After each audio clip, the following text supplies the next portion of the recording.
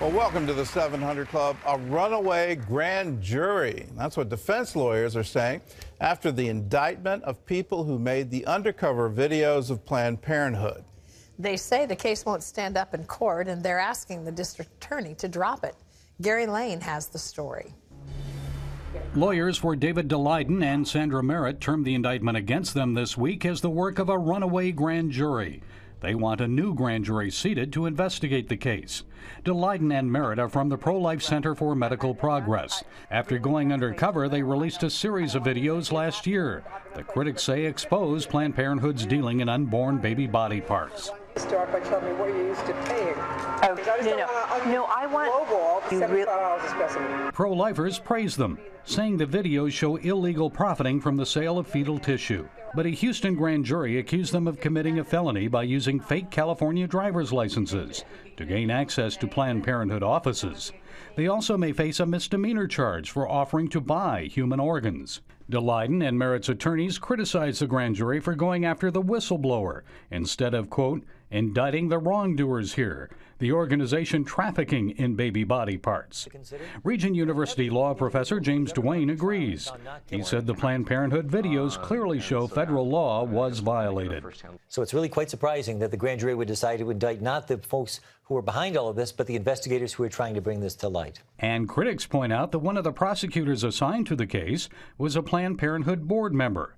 That may bring into question the fairness of the district attorney. We don't know for sure yet. That's going to depend to a large extent on whether that single individual was directly involved in the presentation of the evidence to the grand jury. Although many members of Congress say they were outraged after learning about Planned Parenthood's selling of unborn baby body parts, they were unable to cut off funding for Planned Parenthood. But now some states are acting on their own. The Ohio Senate passed a bill Wednesday to cut off Planned Parenthood state funding. And the Kentucky Senate voted Wednesday to ban the sale of fetal body parts. Nearly half of all states now have such laws on the books. Gary Lane, CBN News. Well, again, it's a surprising, shocking development in that case, and we'll see where this goes.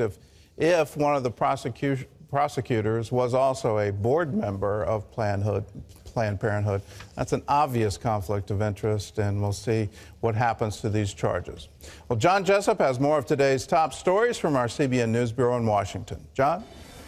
Thanks, Gordon. Saeed Abedini is filing for legal separation. The move comes less than 2 weeks after Saeed's release from an Iranian prison. She made that announcement on Facebook, disclosing hidden abuse she endured for most of her marriage. CBN News reporter George Thomas spoke to Naghmeh in an exclusive interview, about the issues in her marriage shortly after she learned her husband was being released.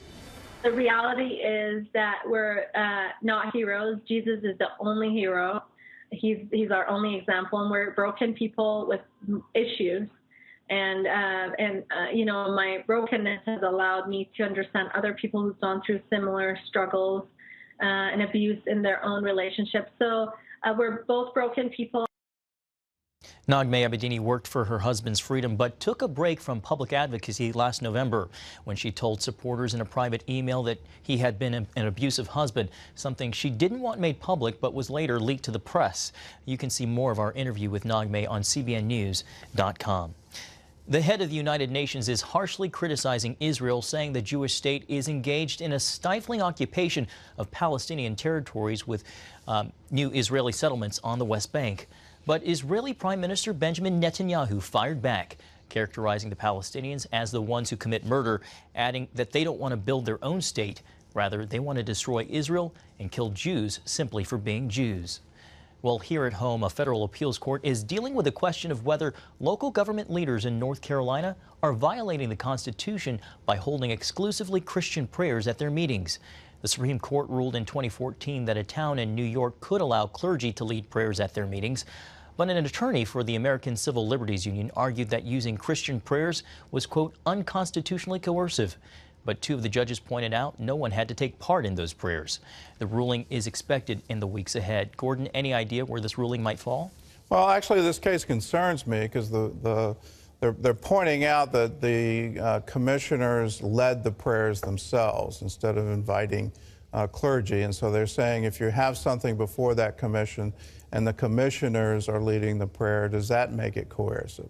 Then they're adding to it, the commissioners invited people to stand and pray without giving the admonition, if you don't want to stand, if you don't want to participate, if you want to leave, you can't. And so it's turning on these minute facts. So we're going to watch it with great interest, and we'll see where the Fourth Circuit goes with it. But my prediction is this will go to the Supreme Court.